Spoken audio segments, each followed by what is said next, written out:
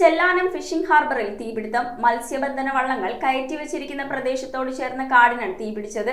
തീപിടുത്തത്തിൽ ഉപയോഗശൂന്യമായ ഫൈബർ വള്ളങ്ങൾ കത്തിനശിച്ചു. ഫയർഫോഴ്സിന്റെ 2 മണിക്കൂർ നീണ്ട പരിശ്രമത്തിനൊടുവിലാണ് തീ നിയന്ത്രണ വിധേയമാക്കിയത്. ചെല്ലാനം ഫിഷിംഗ് ഹാർബറിന് സമീപമുള്ള കാടിന് ഇന്നലെ രാത്രി 8 മണിയോടെയായിരുന്നു തീപിടുത്തം. കാടിനോട് ചേർന്ന് കിടന്നിരുന്ന ഉണങ്ങിയ ചവറിന് ആരോ തീയിട്ടതിനെ തുടർന്നാണ് തീ കാട്ടിലേക്ക് പടർന്നതെന്ന് മത്സ്യത്തൊഴിലാളികൾ പറയുന്നു. ഈ വേസ്റ്റ് വള്ളങ്ങൾ ഇവിടെ നിന്ന് ഒഴിവാക്കണമെന്ന് പറഞ്ഞിട്ട് ഒരുപാട് ദിവസം നമുക്ക് പറയാം. ഞങ്ങളുടെ അധികാരമൊന്നുമില്ല. ഞങ്ങളിവിടെ മത്സ്യത്തൊഴിലാളി യൂണിയന്റെ ആളാണ്. ഞങ്ങൾ ഹാർബർ ഡിപ്പാർട്ട്മെന്റിൽ എല്ലാ ദിവസവും ഈ കാര്യങ്ങൾ പറയാം. ഓണർമാരൊന്നും വരില്ല. വേസ്റ്റ് വള്ളങ്ങൾ മാറ്റാൻ ഓണർമാർ വരില്ല. അപ്പൊ നമ്മുടെ ഡിപ്പാർട്ട്മെന്റാണ് മുൻകരുതിയ സാധനം മാറ്റും. ഹാർബർ ക്ലീൻ ചെയ്യുക എന്നുള്ള ഉത്തരവാദിത്തം നമുക്ക് ഡിപ്പാർട്ട്മെന്റ് ഉണ്ട്. ക്ലീൻ ചെയ്തില്ലെങ്കിൽ ഇതുപോലുള്ള അപകടങ്ങളുണ്ടാകും.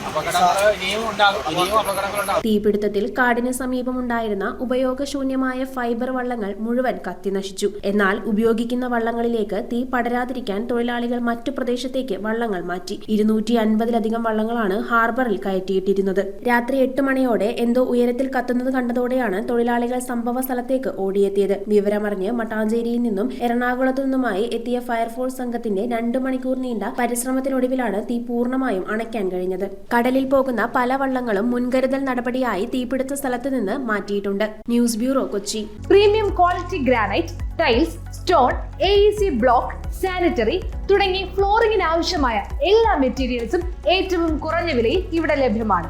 തറയിൽ ഗ്രാനൈറ്റ്സ്, MLA റോഡ്, പള്ളുരുത്തി.